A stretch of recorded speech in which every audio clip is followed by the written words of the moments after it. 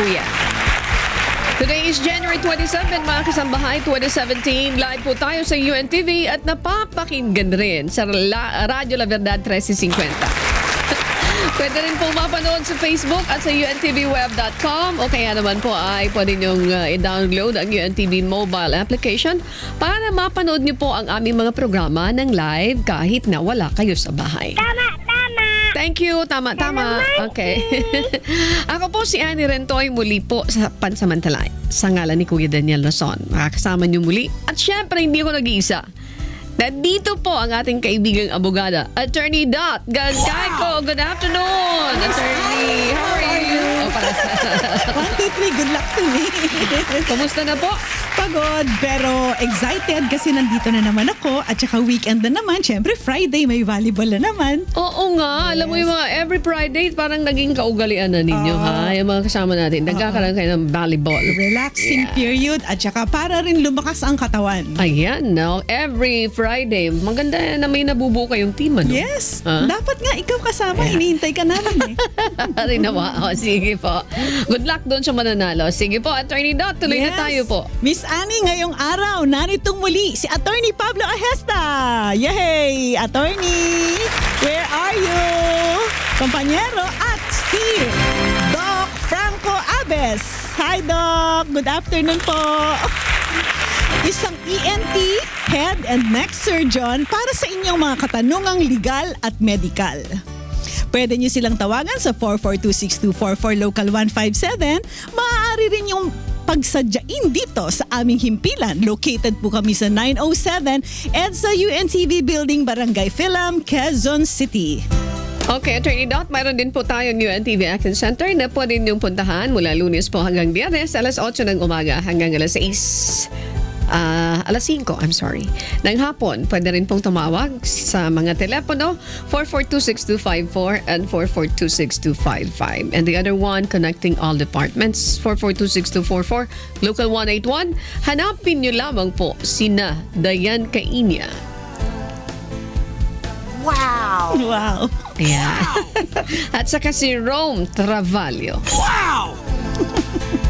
Okay yung mga wow natin. Okay. Attorney Dot, umpisa na natin ang serbisyo sa pamamagitan ng mga balitang dapat malaman ng ating mga kababayan. Sa kabila po ng babala ng Land Transportation Franchising and Regulatory Board na no strike policy ay itutuloy na rin ng ilang transport group ang tigil pasada. Ayon po sa grupong Stop and Go Coalition, na grupo ng mga jeepney driver, pagsikil sa freedom of speech ang inilabas na order ng LTFRB. Batay sa no strike policy order, tatanggalan ng prangkisa ang sino mang magsasagawa ng kilos protesta na tututol sa kanilang inilalabas na mga kautusan. Ayon po sa grupo, mayroon silang mahigit 74,000 na mga miyembro sa buong Metro Manila. Hindi matiyak ng stop and go kung lahat magtitigil pasada, subalit sigurado daw po nila na marami ang makikisa ng mga jeepney driver. Humihingi na po ng paumanhin ang ilang mga transport group sa mga maapektuhang commuter sa mangyayaring tigil pasada sa darating na Pebrero 6. Ayon naman po sa LTFRB, nakikipag-ugnayan na sila sa ilang concerned agencies at sa mga pulis upang magsilbi bilang quick response team sa gagawing tigil pasada. Sinubukan namin kunan ng pahayag naman ang LTFRB, subalit hindi ito po nagpaunlak ng interview. Yan. So meron palang plano na parang tigil pasada. Oo, ang hirap naman nun. Oo, kasi marami kang maapektuhan doon. Ano ba yung sa batas doon, Attorney Dot? Well, Sa mga ang public alam ko, transport. magpapaalam ka dun sa local government. Kunwari, pagka merong gustong Sagawa ng gumawa kilos protesta. Kilos protesta, pagka meron tayo yung sa Congress na SONA, nagpapaalam sila sa mayor's office. So meaning to say, But parang sinasabi dito, sinabihan sila no strike policy. Hindi ba? pero what is Sa batas po, attorney, pwede ba itong mga public utility vehicles na ito na anytime na gusto nila mag-strike, they can do that without the permission from the from a certain agency? Ang alam ko kasi pagka ganyan, syempre public utility, yung ating mga businesses, yung ating mga Commuters? opisina, yung ating mga eskwelahan, maaapektuhan lahat yan. That's why it can be controlled by the government. Ang importante pa rin is the national interest. So apparently, merong no strike policy.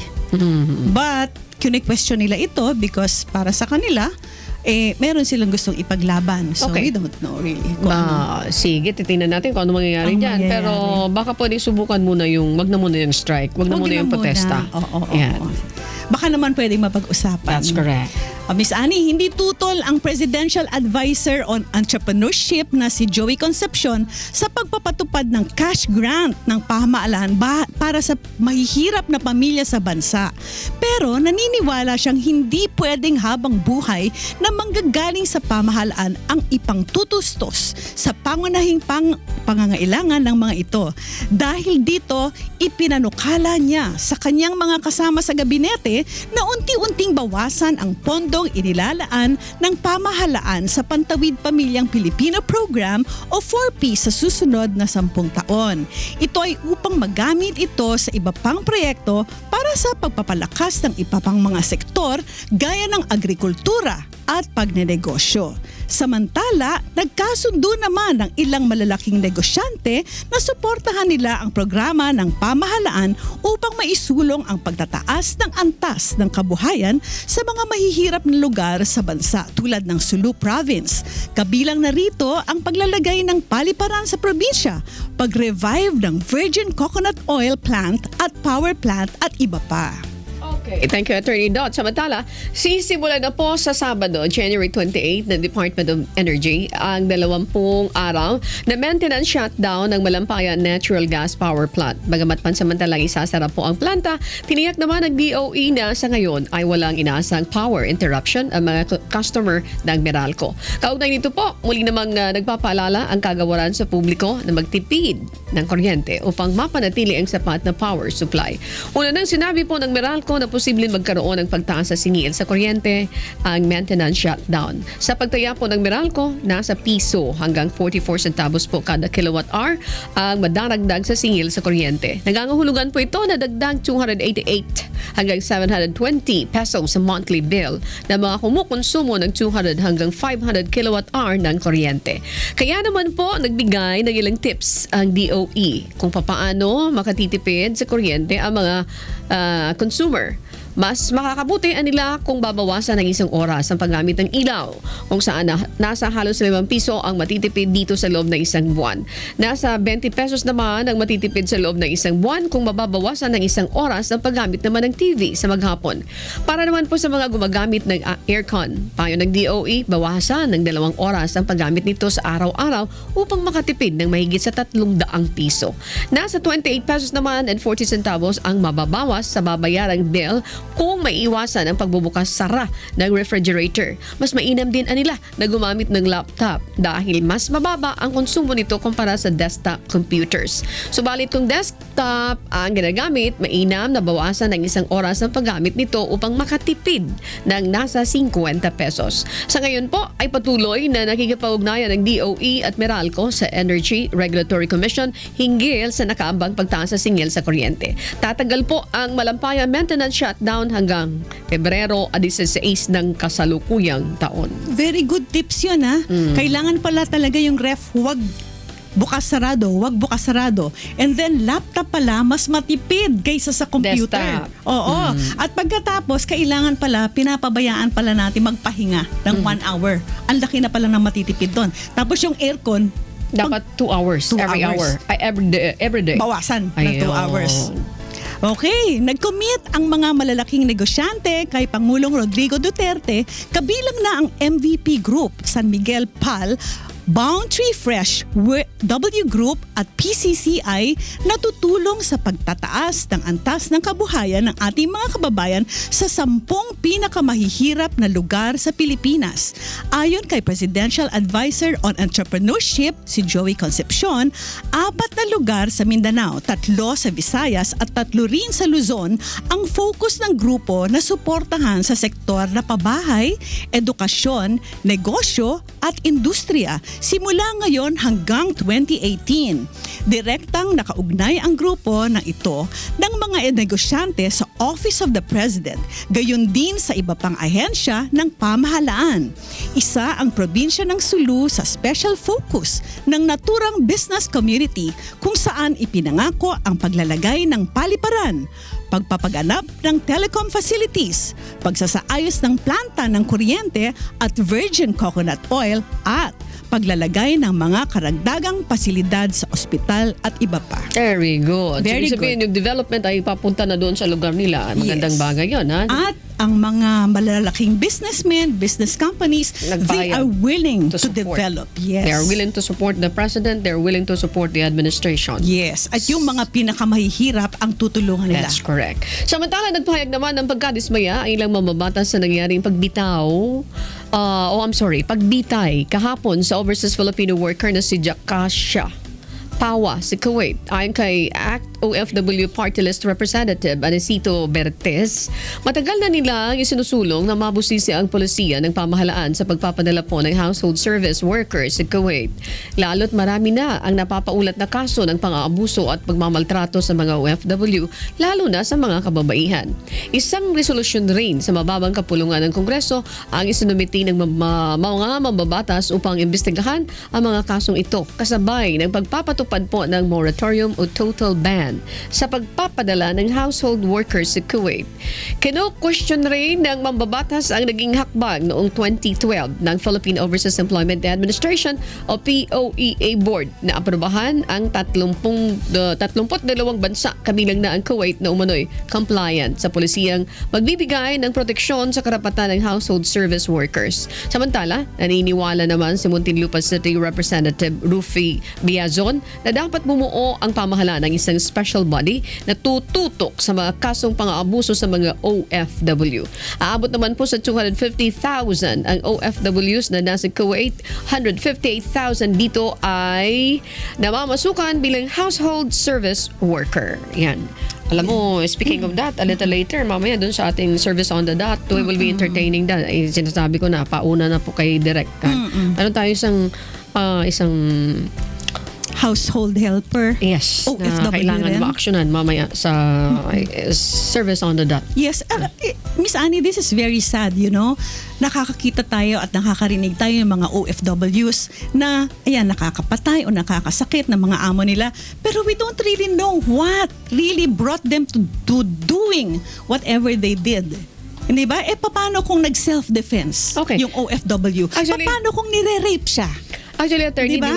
di ba, kalimitan talaga dyan yung mga balita na nag-self-defense ako dahil ako ay tinanggang halayin, ako ay Yes. ganito. Kaya nga, nauwi din. May mga polisiya din. Yung iba, like for example, before, yung POEA, sinasabi nila, even POA Administrator Kakdak, sinasabi niya, we discourage, we are telling you, we are reminding you na huwag kayong pumunta din sa mga bansang yan. Pati sila, pati yung Philippine Overseas Administration, sinasabi nila, huwag kayong pupunta.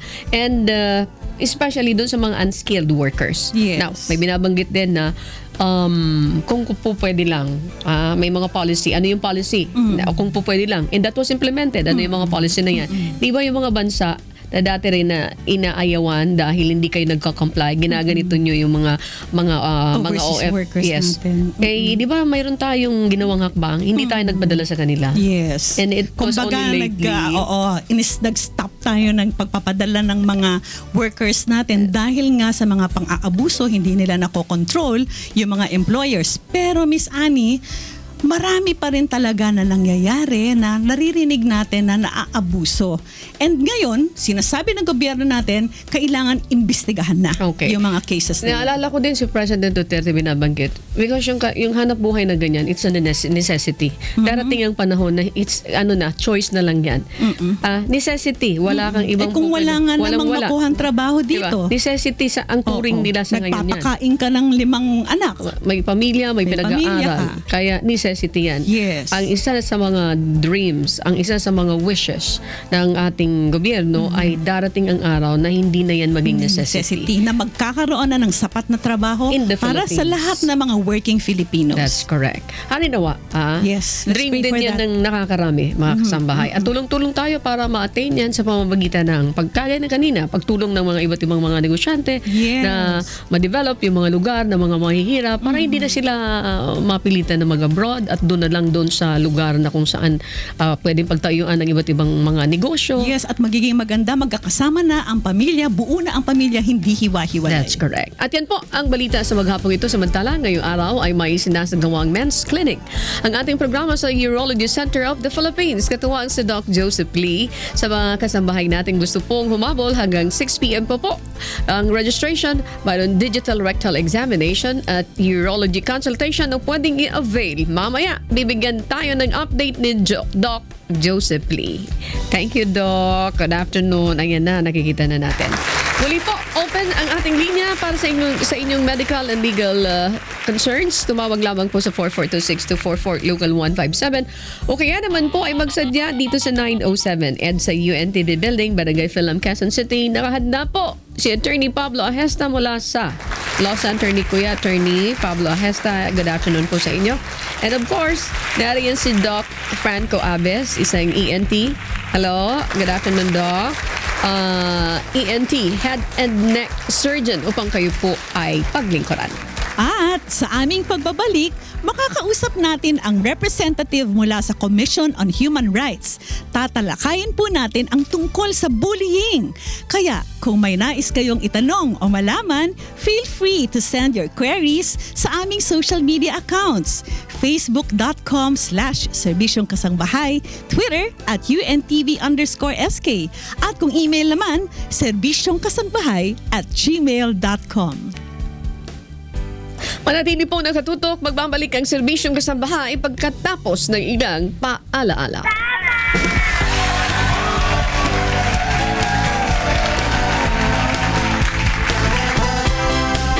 Okay, welcome back muli sa programang Serbisyong Kasambahay ni Kuya Daniel Nason, and every Friday ang co-host ni Kuya ay si Attorney Gancayco. Ayon po sa 2015 survey ng isang child care non-profit foundation, 80% ng mga kabataang edad 13 hanggang 16 na taong gulang ay nakakaranas ng cyberbullying sa pamamagitan ng social media, samantalang 60% ng mga kabataang edad 7 hanggang 12 taong gulang ay nakakaranas ng ganitong klase ng pang-aabuso. Dahil dito po, sinimula ng talakayin ng Subcommittee on Prosecutorial Reforms ang kontrobersyal na anti-bullying bill kung saan papatawan ng mabigat na parusa ang sinumang mananakit ng pisikal o paulit-ulit na magsasalita ng mga mararahas na bagay sa isang tao, mapapersonal man o maging sa social media dahil sa kanyang mga paniniwalang politikal, relihiyon, kasarian at estado sa buhay.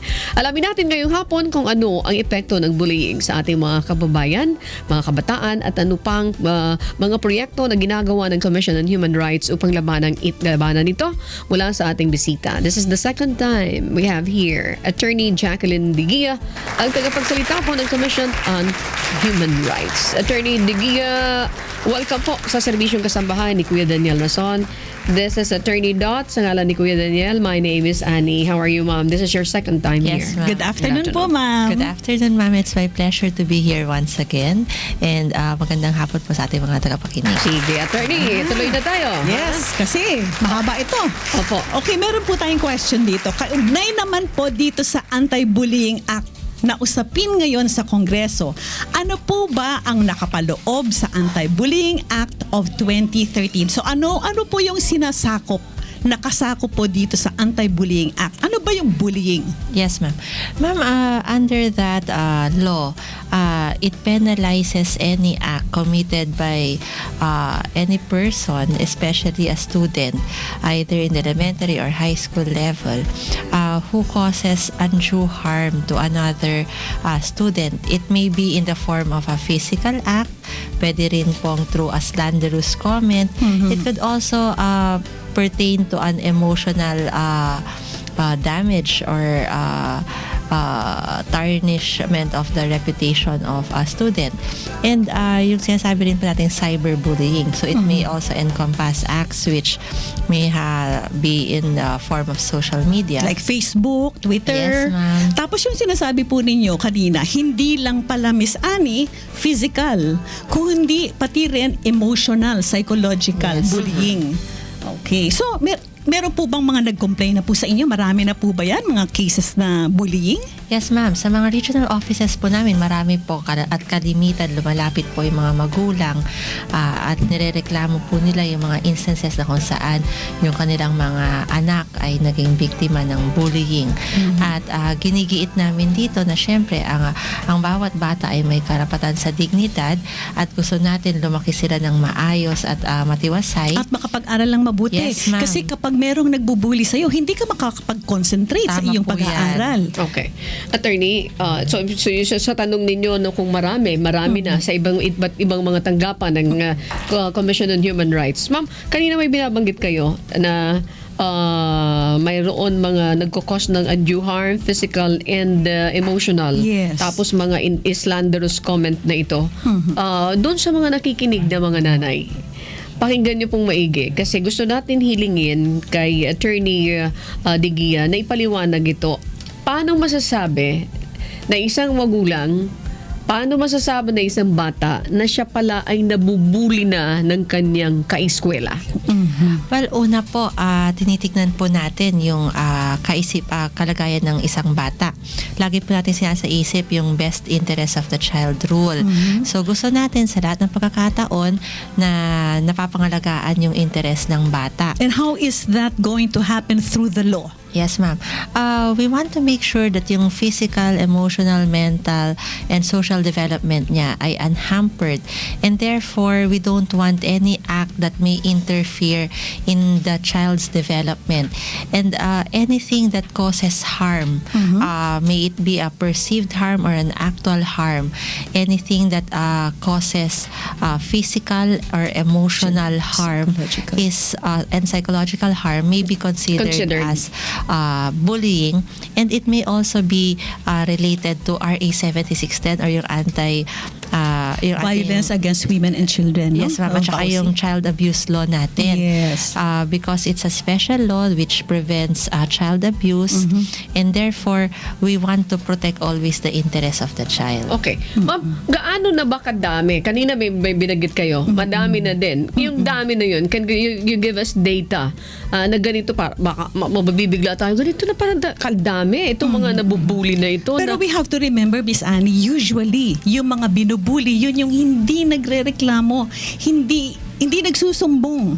So, yes, gaano kadami na meron bang effect itong law na to na marami na bang nagsusumbong? Kasi yun na nga, ang sabi nila sa psychology, ang binubuli ay yung mga bata na hindi makalaban, hindi nagsusumbong. Tama po yan. So, it could also be very possible that we are not really able to capture the total number of victims of bullying because they fail to go to the right authorities. Yes. Or they are hesitant to file cases. Gayon pa man, meron rin pong mekanismo dito po sa batas na ito. Yun na, ang gusto nating Apo. malaman. Ano ang pwedeng gawin Yes, ma'am. ng isang bata na binubuli? At kapag nalaman ng magulang na binubuli yung kanyang anak, ano ang pwedeng gawin through this law? Yes, ma'am. Ma'am, una po, minamandate ng law na ito na lahat ng eskwelahan dapat magkaroon ng anti-child bullying policy. Okay. They should have their own internal rules and regulations, Okay. which shall serve as an effective mechanism to protect students and to provide them remedies in case bullying happens. So lahat ng eskwelahan, Yes, ma'am. elementary, high school, and elementary and high school po ang sakop Okay. ng batas na ito. Oh, so hindi kasama yung kolehiyo. Yes, ma'am. And after the enactment of the law, all schools, private or public, were required to submit their anti-child bullying policies. Alam mo, doon ako nagtataka. Anti-child bullying policy. Oo, doon Okay. ako nagtataka, Miss Annie. Personally this Yes, is ma'am. my own opinion. As a professor. Oo, I think dapat pare-pareho na lang. Kasi kung sasabihin mo, bahala na kayo gumawa ng mga polisiya ninyo, kanya-kanya sa mga different schools, di mag-iiba-iba ng... So meaning to say, you're saying, attorney, maputol kita doon, parang sinasabi nyo, kung sinasabi ni Attorney Digia na binibigyan namin ng karapatan Yes. ang mga eskwelahan to have their anti-child bullying policy. Policies. Parang sinasabi mo naman, Paiba-iba uniform pa. na lang. Bakit Uniform na lang. paiba-iba Example na lang? I will just give an example. Naisip ko lang ito. Paano kung isang eskwelahan sabihin 3 times na saktan itong bata, pwede nang masuspend. Doon naman sa isang eskwelahan, kailangan 20 times. So, ibig sabihin, That's iba yung magiging exaggeration approach. yun, ha? Pero, ang ibig ko masabihin, bakit kailangan pa na kanya-kanya? Why don't you make it uniform, ma'am? Tama po yan. So, it could actually, this opportunity that our legislators are looking into and revisiting this law can actually be grasped. And one of the recommendations we can make is, tulad po ng sabi ni Attorney Dots, let's standardize Yes, let's the policy standardize. so Yes. that there will be no arbitrary interpretation. There will Yes. not be different interpretations. Actually, I was very surprised nung sinabi mo yon na each school is given an opportunity or leeway to make their own policies. I don't think that's right. Okay, so ngayon Yes. pwede i-consider yon na i-standardize Yes, ma'am. yung policy sa lahat ng eskwelahan. Yes, ma'am. Paano gagawin? Is there a need to Bill. amend that in the Bill, law? ma'am. You have to amend the Yes, law. ma'am. Because nasa law yan Ngayon, kung nasa law yan, para lang mabago, kailangan ng bill at dadaan sa proseso yan. So, are you First going to reading. prioritize that, Attorney Digia? We can do that. Isa po sa mga mandato ng CHR ay maghain ng mga advice niya sa government through the issuances of position papers and advisories. Yes. So we're going to submit to the committee which is hearing this bill. Thank you. So that we can also take into mind yung mga suggestions and recommendations to standardize the Okay. policies Yes. across Salamat, different schools. salamat. Attorney, Yes. tingnan mo, mayroon kang kahilingan. Tingnan mo, acceptable Tutulungan naman. ko Yes, po kayo. ma'am. Tutulungan ko That's kayo. nice. Si Congresswoman Michelle Antonio, yun. Okay. Aking boss. Anyway, meron pong pumasok na question, I think sa Facebook po ito. Sabi po dito, ano-ano ba ang mga klase ng bullying na inilalapit sa inyo? Usually po ba is physical harm or psychological ba or cyberbullying po ba? More on the latter two po. There are instances na may mga lumalapit sa mga bata na kung saan may mga nilagay sa Facebook, pinost sa Facebook, which damages their reputation. Okay, speaking of nilagay sa Facebook, mayroon tayong nakikitang video dyan. Look at Yes. that. If we're going to describe that, pinagtulungan. Mga babae yan, away-away sila. Pagkatapos, kita mo. Grabe, no? Parang lalaki din. Facebook ba yan? Oo. Yan. Well, So, pagka ganyan po, Oo. ano yan? Mayroon ng Grabe. paglabag dyan, ano po? Yes, ma'am. Several po yan. Una po, it could be considered bullying because there's infliction of physical harm. It could also be a violation of RA 7610 or yung ating child abuse law. Sino mapaparusahan doon? Yung kwan po, yung ating mga yung mga nananakit po, pwede po nating Pero mga bata din yes, yan. ma'am. Under this Anti-Child Bullying Act, ang nire-recommenda po sa kanila ay magkaroon po ng rehabilitation program. I see. Kasi because these are children, of course, they are not yet fully developed and we still want to give them an opportunity to reform. So therefore, we would design intervention programs such as a rehabilitation, counseling, so that they will also know why what they have done is wrong and similarly to reform them. Okay. Yung ganung klase makikita mo sa sa YouTube ba yun or sa social Facebook. media. Pwede bang mag-recommend doon? Mayroon bang batas diyan na nakalagay, ma'am, na pwede mag-recommend ang Commission on Yes, Human Rights to remove that kasi parang very disturbing. Opo. Ah. Actually, ma'am, Wala po ba? meron Wala pa. po kami naming ginagawa ngayon in our educational activities. Gumagawa po kami ng isang human rights-based approach to social media. So, tinuturuan po namin yung mga bata kung paano po nila maiha-harmonize yung kanilang right to express themselves in social media. At the same time, respect the rights of others. So, tinuturuan namin sa kanila, is it the truth? Will it be hurtful to others? Parang Rotary yan, Opo, so dapat tignan po nila in that lens. And tinuturuan po natin sila to be responsible and to take in mind that they have to also respect the reputation and the integrity of others. Okay, ganda. Yan, kung ma-practice yan, hindi walang gulo, di ba?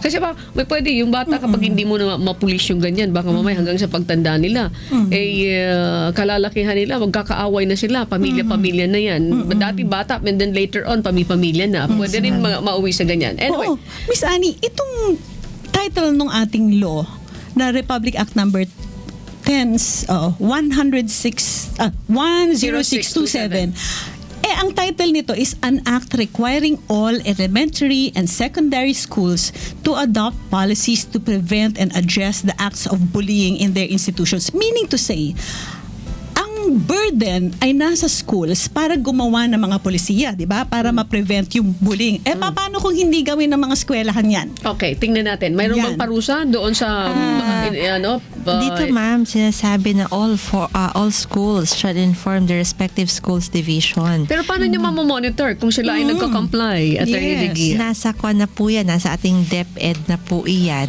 Okay. At sinasabi po rito na ang DepEd ay magpe-prescribe ng appropriate administrative sanctions Yun. for those who fail. So, yung principal, pag Opo. hindi siya gumawa ng mga polisiya na para ma-protect ng mga kabataan sa bullying, pwede siguro siyang Yes, ma'am. ma-administratively sanction. Like, Yes, pwede ma'am. siyang masuspend or And for private pwedeng schools naman matanggal. po, they will suffer the penalty of suspension of their permits to operate. Mahirap-hirap yun. Ibig sabihin, yung operation ng eskwelahan ay maisasakripisyo.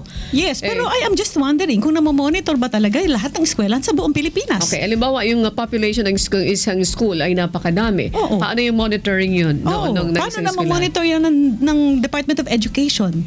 Very important yan kasi di ba nakakarinig tayo mga bata na victims Humihinto sa pag-aaral. of bullying. Yes. Ayaw nang pumasok, tama Yes. ka? Hindi lang yon, may mas malala pa, nagsusuicide. Emotionally, Yes. grabe yung epekto nila nito sa kanilang buhay. That's right. So, Tapos kailangan unnoticed naman ng ma-monitor. ibang mga magulang, di ba? Minsan, kung busy yung mga Busy parents. mga magulang. Actually, yan nga yung pinag-uusapan namin kanina sa Makeup Room, Attorney. Yes, Nag-uusap ka kasi yan yung topic.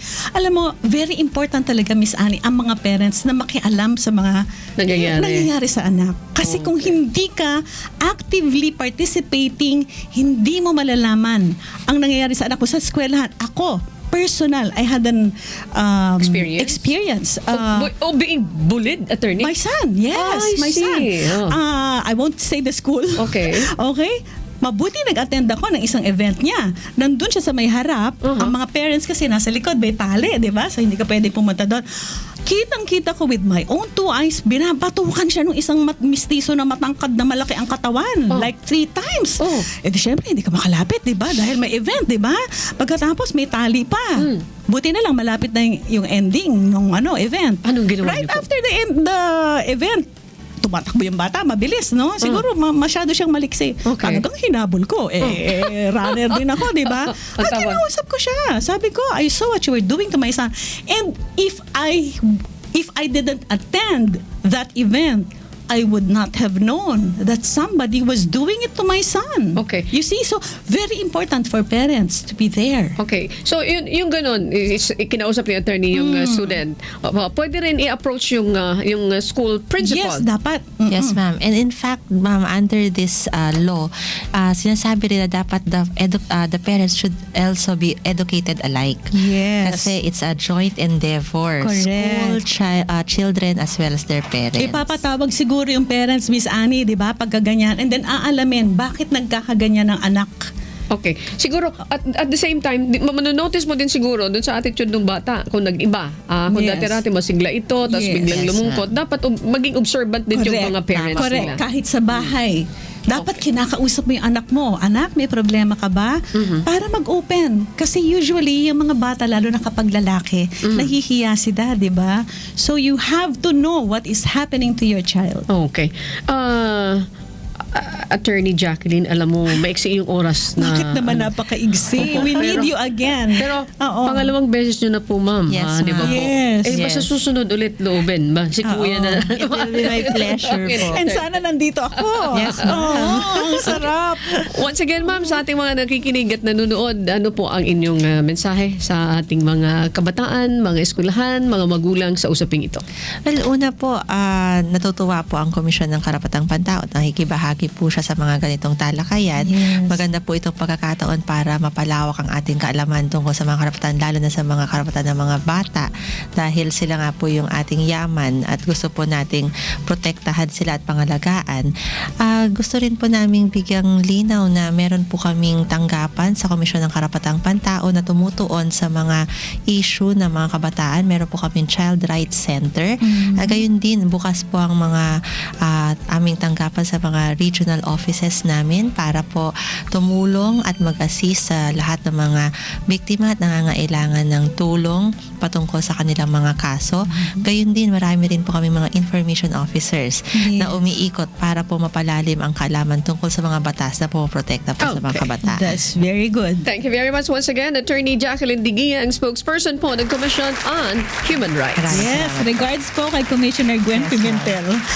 Okay, tuloy-tuloy pa rin po ang ating medical and legal consultation. Tumawag lamang sa 442-6244 Local 157 o kaya ay magsadya dito sa 907 EDSA UNTV Building, Barangay Phil-Am, Quezon City upang makausap ninyo si Attorney Pablo Ahesta. Attorney Pablo Ahesta, very busy. Yes. At of course, si Dr. Franco Abes. Siya po ay isang ENT, head and neck surgeon. Yan po. Tuloy-tuloy, thank you, Attorney Dot. Yes. Tuloy-tuloy po ang serbisyo sa pagbabalik ng serbisyong kasangbahay.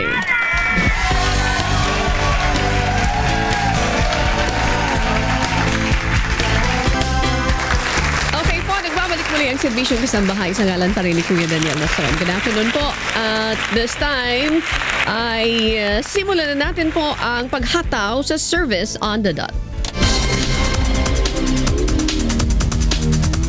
Kasama natin dito, Attorney Dot, si Zenaida Lamsen, 31 years old from Malanday, Valenzuela.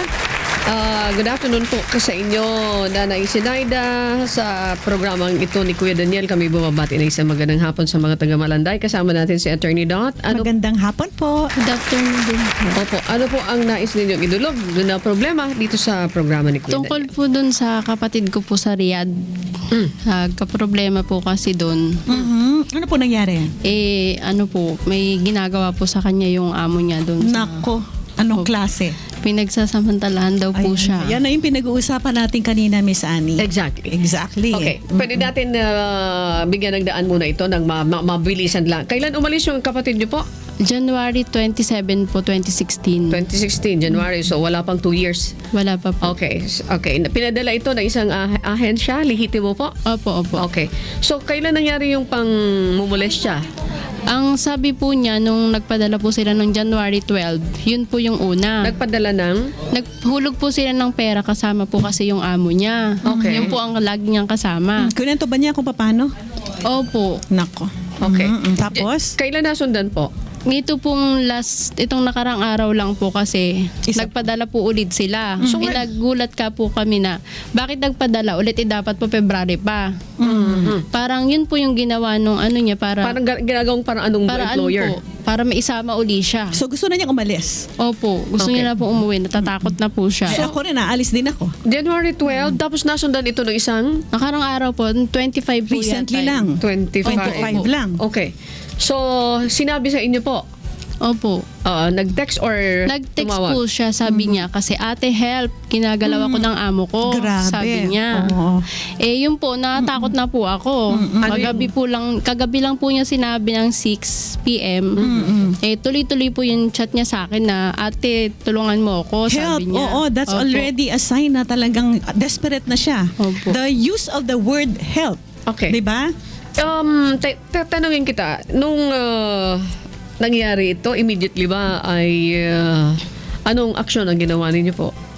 Hindi po, kagabi lang po kasi niya sinabi. Pero the first time, January 12, hindi sinabi sa inyo. Hindi pa po, kagabi lang po kasi second time daw po na ginawa nga uli sa kanya. Hindi ba siya nagsumbong sa amo niyang babae? Nagsumbong na po siya. Nung una po, naniwala naman sa kanya. Kaso nung nakausap na po yung lalaki, parang nagalit na sa kanya yung amo niyang babae. So, Hindi na daw po siya kinakausap. Ini ba ang kwento? Opo, hindi daw po totoo So na. yan ang kinakatakot ngayon ng ate mo? Ay, ng kapatid Kapatid ko mo? po, opo. Baka malagay pa siya sa alanganin, Oo, di ba? kasi wala na siyang kakampi eh. At saka alam mo, kapag kasama mo sa bahay at alam mo na merong gusto sa'yo yan at pwede kang, ngayon siguro ginagalaw lang siya. Susunod yan, rape na, di ba? She has to leave. Okay. Attorney Dot, Yes. tama-tama. Nandito sa ating linya si Ma'am Josephine Tobia, ang OIC ng Advocacy and Social Marketing Division ng Overseas Workers Welfare Administration. Ma'am Josephine Tobia, isang magandang hapon po sa inyo. Live kayo sa programang Serbisyong Kasambahay ni Kuya Daniel Rason. I'm Annie, ma'am, with Attorney Dot. Good afternoon. Good afternoon po. Good afternoon, Miss Annie. Oo. And Attorney Dot. Oo. Good Okay. afternoon. Thank you po. Ma'am Josephine, Yes. I don't know kung from the start of our interview narinig niyo po itong sa salaysay ni Ma'am Sinaida po na yung kanyang kapatid ay kahapon niya lang nalaman o nung isang araw na ginagalaw nung amo niya. January 12 nag-start pero kahapon lang po niya nalaman at nang sinasabi dun sa atin niya na kung po pwede ay tulungan siya. Angie. Oo. Ano, Yeah, oo. ano po kaya ang tulong na po pwedeng magawa natin sa ganitong sitwasyon? Yes, definitely kailangan malaman natin kung nasaan ang kinalalagyan niya at makakuha natin yung telephone number niya para ma-interview siyang mabuti at makuha lahat ng informasyon para kung kailangan siyang i-rescue, gagawin. Dahil at kung ma-verify natin kung anong stage na yung ginagawa sa kanyang pang-aabuso ng kanyang amo, na dapat talaga umalis na siya sa kanyang kinalalagyan. Okay. Attorney Dot, ang binabanggit ni Ma'am Josephine, kailangan makuha lahat ng informasyon. Baka kailangan na siyang i-rescue. Okay. Ang isa pa sa na kinakatakot, nung nagsumbong na yung kapatid nito doon sa babae, nung una pinaniniwalaan, pero nung nakausap na yung asawa, Na iba na ang kwento, naniniwala na doon sa asawa niya. nagagalit na doon siya. Kapatid ko po. Oo. Hindi na daw po siya pinapansin. Kung hindi lang po may gagawin, hindi po siya kinakausap. Dati po kinakausap siya. Ngayon hindi na kinakausap. Tsaka po hindi na namin siya daw pwedeng tawagan kasi baka sa akala nila nagsusumbong na po talaga yung kapatid ko. Pero nagsabi na po, kaya lang baka daw kung anong gawin sa kanya pag nalaman na nagsumbong na siya. Ano ba trabaho ng amo niyo doon? Pulis po yung amo niyang lalaki. pulis Yun pa po pala. ang- Pulis pa pala, Ma'am Josephine. Yeah. Philippine agency, oo. We also need to know kung mayroon pa siyang Philippine agency dito para talagang ma-contact na namin lahat ng mga parties concerned at ma-alaman natin kung paano natin siya matutulungan. Saan bang bansa ito? Riyadh po. Riyadh. Saan sa... Okay. Anyway, please advise your staff na ibigay sa amin lahat ng information so that we can contact our post na ngayon para ma-actionan nila yan. Okay. Ma'am Josephine, thank you very much. Imagine ito, 5:25 na sa government is only 5 o'clock in the afternoon. Pero si Ma'am Tobia, parang katulad din niya ni Attorney Duques na POEA. Yes. Ang call time niya is all the time. Oo, thank you so much po. Ma'am You're Josephine, welcome. our staff from Action Center ni Kuya will immediately coordinate with you to give the additional information that you need para at least ma-rescue. Kung sinasabi ninyo po na kailangan na-rescue, yung inyong mga staff doon ay i-rescue po itong kanyang kapatid. Alamin natin kung anong sitwasyon niya, no? Kasi alam mo naman sa Middle East, napaka dami nilang mga batas na kailangan mga negosasyon pang ng katerba. But we will do our best to assist a worker. Okay. Ma'am Josephine, may tanong si Attorney Dot. Go ahead, Attorney, please. I'm just concerned, no? Kasi kung call lang, baka delikado for the kapatid. Hindi po ba meron po kayo mga opisina o may consulate po tayo dyan sa lugar na yan na pwedeng puntahan na lang po personally para po makausap person to person? Yeah, we have our welfare officers as well as the labor attaches in Riyadh. Opo. And yung sinasabi nating tawagan Opo. is if she has a personal cell phone, no? Opo. But definitely, we will not take the risk of contacting the worker if she's using the number of the amo. Yes. There is a way for our officers to verify Opo. yung mga ganitong reports Opo. para the worker will not be compromised. Opo. Okay, very Thank you so good, much very po. good. Thank you so much. So it's the safety of the worker at stake. Kaya Yes. kailangan ingat din sa Oo. gagawing hakbang. Kasi nga, sinabihan nga daw itong kapatid na natatakot na malaman kasi daw baka daw nagsusumbong na siya. Okay. So, paano pa kung government pa yung sinusumbungan, hindi ba? And yung expertise naman ng OWA Yes, at mga alam nila welfare yan. officer, They would know yes, what to they do. would know what Yes. to do. Okay, thank you for asking that question, Yes, Attorney thank Doc. you. Ma'am Josephine Tubia, thank you for this opportunity again. And immediately, like what we mentioned a while ago, ibibigay namin yung lahat ng mga information na kakailangan nyo. Ma'am, thank you sa ngalan ni Kuya Daniel. Kami po ay nagpapasalamat with Attorney Doc. Salamat po, Salamat din ma'am. po. Salamat. You're welcome. Bye. Okay, Bye. thank you. Si Ma'am Josephine po, mga kasambahay. Samantala, Nanay Sinaida, salamat po ha. Daan ulit kayo sa Action Center ni Kuya ha. Sige po. Opo, salamat po. Salamat Thank sa Diyos you. po. Nanay Sinaida Lamsen ng Valenzuela. O ngayon naman, Miss Annie, isa sa mga inilalapit sa atin sa UNTV Action Center ay ang problema sa ospital, gaya ng pag-detain sa pasyente dahil hindi pa ito nakakabayad ng hospital bill. Legal ba ang ganitong practice ng hospital management? Alamin po natin yan sa Law Profile.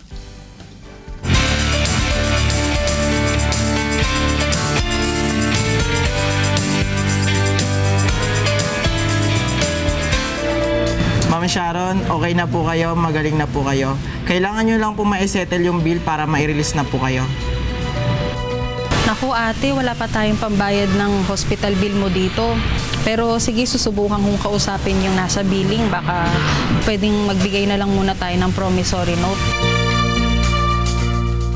Good morning po! Saan po ba yung room nung kliyente ko na yung na-hit and run ang pangalan Mr. Ricardo Dacuno? Sandali lang po mga. Opo, doon po siya sa room 301. 301? Saan po yun? Po sa Benedict. Dito lang po. So, bababa lang po na ganon. Thank you po. Maraming salamat. Ma'am, excuse me po, pasensya na po. Pero yung kapatid ko po kasi gusto na po niyang lumabas. 2 weeks na kasi siyang hindi nakakapasok. Magaling na po siya, baka pwede na po siyang lumabas. Ma'am, hindi po talaga kasi pwede kasi hospital policy po. Magbibigay po kami ng promissory note. Naku ma'am, hindi po kita matutulungan dyan. Kailangan din po masettle yung bill bago po kami mag-release ng medical certificate. Excuse me po. Sorry Meron po kasi akong dinadalaw dito na kliyente ko. Abogada po ako. Naririnig ko po yung pinag-uusapan nyo. Hindi mo ba alam, miss, na meron na tayong batas? Yan ang tinatawag na RA 9439, which is entitled An Act Prohibiting the Detention of Patients in Hospitals or medical clinics on the ground of non-payment of hospital bills or expenses. Sinasabi sa batas na to na ang isang pasyente na fully recovered na or basta pwede nang makalabas ay hindi pwedeng i-detain ng hospital or medical clinic dahil lang sa hindi makabayad ng hospital bills or ng mga expenses. Pati rin yung mga patay, ganun din. Hindi pwedeng i-detain ang bodies nila dahil lang sa hindi makabayad. Kaya miss, bawal po yung sinasabi ninyo na hindi kayo tatanggap ng promissory note. Naka-private room ba ang pasyente? Hindi po, attorney. Actually, nasa charity ward po kami. Ayun naman pala Sabi sa batas, pagka yung mga patients na ganyan na nasa charity ward ay recovered na at pwede nang makalabas at hindi makabayad, kailangan i-allow sila na makaalis as long as magbigay sila ng promissory note. At yung promissory note na yon ay secured ng mortgage o kaya naman ay merong guarantor na co-maker. Gaya ng sinasabi ng Section 2 ng Republic Act number 9439. Attorney, hindi po ba unfair sa amin yun? Hindi yun unfair sa inyo kasi meron din kayong protection. Yung promissory note will be secured by a mortgage o kaya ng guarantor. Merong isang mag-guarantee na co-maker ng utang. Attorney, ano naman po ang magiging pananagutan ng mga hospital kapag hindi po nila ipinatupad itong batas na ito? Naku, magandang tanong yan. Kaya dapat nag-iingat kayo. Kasi kung sino man ang mag-violate ng batas na ito, ay maaaring mapatawan ng fine na 20,000 pesos up to 50,000 pesos o kaya naman ng imprisonment na not less than 1 month but not more than 6 months or both. Thank you po, Attorney. Welcome! Muli po, ito po ang inyong kaibigang abogada, si Attorney Dot Gancayco, dito po sa Serbisyong Kasambahay.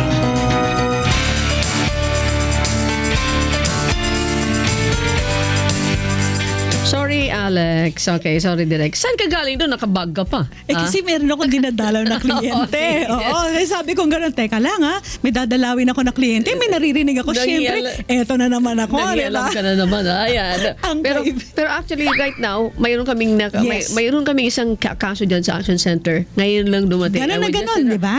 Pero bangkay po ito. Yes, oo. Na ayaw palabasin. Oo. So, ngayon lang dumating yan, kaya hindi na po namin nasali ngayon dito. Yes. Pero yung sinasabi mo, Basta hindi private room at saka meron namang promissory note na secured by mortgage or ng isang guarantor, pwede yan palabasin. Hindi Okay. pwedeng i-detain. salamat sa Diyos. Samantala, attorney, ngayong araw naman po ay may sinasagawang men's clinic ang ating programa sa Urology Center of the Philippines. Bibigyan tayo ng update ng ating partner doctor, Doc Joseph Lee. Magandang hapon. Kumusta po kayo dyan, Doc Joseph? Good afternoon. Hello, magandang hapon Ma'am Annie tsaka Attorney Dot. Of course, nandito na naman tayo sa Urology Center of the Philippines para igaano natin yung men's health natin para ma-examine natin ang ating mga kababayan tungo sa kanilang mga karamdaman tungkol sa men's health. Okay. Ma'am Annie. Yes, Doc, nasa likuran mo yung mga pasyente. Yes, oo. Ang daming pasyente ngayon, no? Dati kasi may 15 lang. Ngayon, at least mga 32. Sige, magkakaway sila. Yan. Ayun, kaway-kaway. Doc, ilan ba ang dito rin, meron din dito. Oh, tinan mo. Ayan, Dami. tingnan mo. Kakaway rin sila dito. Ilan sila, Miss Annie? Tinatanong ni Attorney Doc, ilan ba ang napaglingkuran ngayon, Doc? 34. Wow. Sabi ni Hector, 34. Meron pa doon. O, doon pa. Susunod pa sila. Hindi, pero meron pa doon. Meron pa rin dito. Ang mga staff natin. Ay, natakot. Nagtagbuhan. Hindi, mga ano lang yan, Anyway, Ma'am Annie. Oo, Ma'am Annie, meron tayong pasyente tiningnan na dito kanina. Siya, number 1, si Arminio Dominador, no? Siya ay 58 years old. Meron siyang, ito Ma'am Annie, marami itong karamdaman eh. May hypertension, may diabetes. Yung diabetes niya, 7 years na. Pero on medication siya. Maliban doon, meron siyang mga gustong itanong sa akin kasi parang may nararamdaman siya, sumasakit ng kanyang balakang kasi sabi niya may history daw na siya na may kidney stone. Ngayon, ultrasound natin kanina, nagawa natin yung ultrasound, may nakita natin mukhang meron pa siyang stone sa kanyang kanan at kaliwang kidney. Now, maliban doon, meron din siyang problema sa kanyang prostata. So, ang payo ko kasi is mabigyan ng gamot si tatay. Hindi pa naman kasi kalakihan ng bato para at least matunaw siya. At yung problema naman niya sa kanyang prostata para gumanda ang kanyang pag-ihi. Tatay, Attorney Manny? Doc Joseph. Sa edad niyang yan, ano po? Mabuti na lang nandiyan si Doc Joseph. Ayan, mayroon siyang mga hinihila pang-test kanina. Doc, maraming salamat sa iyo. Kita-kita na lang ulit tayo dito, ha? Doc Joseph? Yes. Samantalahin yung pagkakataon every Thursday sa Good Morning Thursday Kuya. pala. Akala ko Friday, ha? Thursday. Okay. Every Thursday. Okay. Oo. And of course, Sige, Ma'am Annie, muli, nagpapasalamat ako sa serbisyo kasambahay para sa monthly na ginagawa natin itong Men's Health dito sa Urology Center of the Philippines na siguro every month gagawin natin once every Friday. Now, at least makikita natin lahat ng ating mga kababayan, mga kalalakihan tungo sa kanilang mga karamdaman, hindi lang sa prostata, sa kidney, kundi kung may infection at sa iba pang problema. Thank you so much. Good job. Thank you very much. Thank you, Ma'am Annie and Attorney Dot. Good job. Thank you. Maraming salamat. Yan, si Doc Joseph Pleat. Yes. Maraming salamat sa Singing inyo. doctor. Singing doctor din. Okay, tuloy na natin, Attorney Dot, sa ating pang service on the dot. Narito po si Nanay Rosita Agustin, 75 taong gulang from San Jose del Monte, Bulacan. Nanay, lapit sa microphone po. Ano po ang pakay? Bakit nandito sa programang Serbisyong Kasambahay ni Kuya Daniel Lason? Magandang hapon po. Kasama natin si Attorney Dot. Good afternoon po. Nanay. Afternoon. Sige po, ano po ang nais ninyong idulog? Magandang hapon po sa lahat. May nervyos. Sige lang po. Sige po, Nanay. Sige po. Sige po, Nanay. Salita na po kayo. Ano po ang maitutulong po namin sa inyo? Sige po. Meron po ba kayong sakit? Okay. Meron po ba kayong... Ano po ang inyong problema? Sige po, Nanay. Lapit lang sa microphone, Nanay. Sige po. Ang problema ko po, Opo. yung anak ko, Sige po. Nawawala po ba siya? O... Nawawala yung anak niya. Mag-iisang taon na po ba? Nawawala. Oo. Yan, yun I ang- can just imagine her anguish. Opo, 1 I can year imagine. na. Oo, I can imagine. nananawagan po ako kung sino naman po ang nakakita. Sana po ipapaalam po dito sa programa na ito. Okay. Naintindihan po namin kayo. Pwede ba makita natin yung picture nitong nanay ni Rosita Agustin? Ayan yan. Ayan.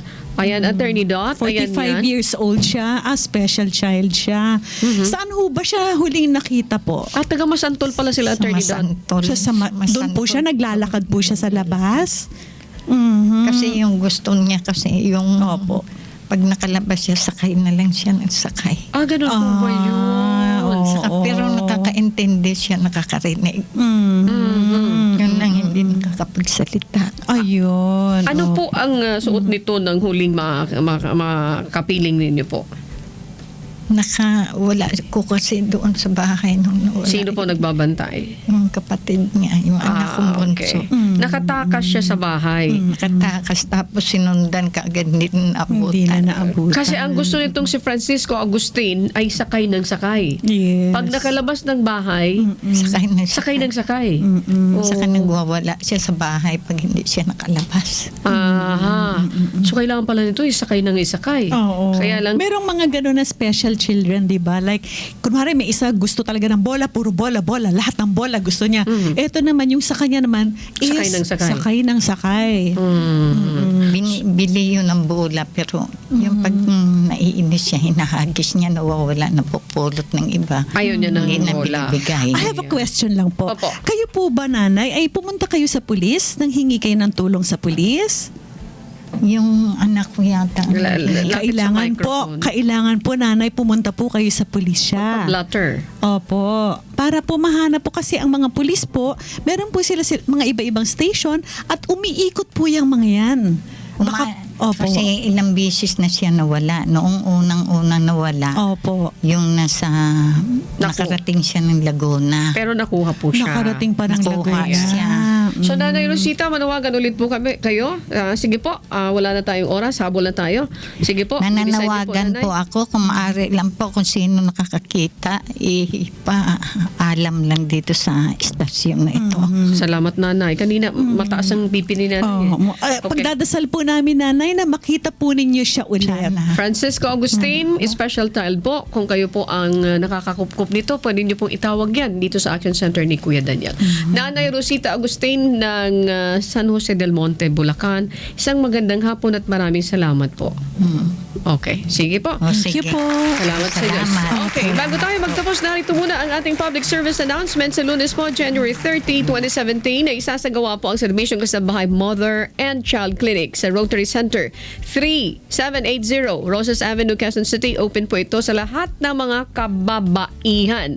May asawa man o wala, pati sa inyong mga anak. Ang mga serbisyong ipagkakaloob ay ang mga sumusunod: pedio consultation, OB-GYN consultation, clinical breast examination, ultrasound, pap smear, TB screening for children. Ito po ay magsisimula sa ganap na alas 3 ng hapon hanggang alas 6 ng hapon. Para sa mga katanungan, tumawag lamang po sa UNTV Action Center 4426244 Local 181. At syempre, mabilis ang oras. Happy weekend. See Thank you. Thank you, Attorney Dot. Pansamantala po kaming nagpapaalam muli. Abangan nyo kami muli ang aming programa sa Lunes, kung lolobi ng Diyos, 4:30 to 5:45 p.m. Ako po ang inyong kaibigang abogada, si Attorney Dot Gancayco. Thank you very much, Miss Cathy Javier. Sarap ng tsokolate. Ay, Miss Cathy, welcome back. Thank you very much. Wala na tayong oras. Okay, thank you sa ating mga abogado. Thank you, Attorney Dot. Thank you, Miss Annie. Thank you si Tama-Tama. Ayan. Attorney Dot. Thank you, Tama-Tama. Attorney Pablo Ahesta at Dr. Franco Abes sa paglalaan niyo po ng panahon upang makapaglingkod sa ating kapwa at pati po sa ating mga partners in service na walang sawang nakikibahagi po sa ating ginagawang pagsiservisyo. At syempre, gaya po ng laging sinasabi ni Kuya Daniel Rason, higit tayo nagpapasalamat sa Diyos dahil binigyan na naman niya tayo ng pagkakataon upang makapaglingkod. Matapos po ang lahat, tayo ay mga maliliit na kasangkapan lamang. Nananatili po na sa Diyos ang lahat ng karangalan at kapulihan. Kaya po, hayaan niyong kayo aming mapaglingkuran, anuman ang inyong kulay, anuman ang inyong relihiyon, anuman ang inyong sektor o kalagayan sa buhay. Dahil iba ang serbisyo kapag ito ay serbisyong kasambahay.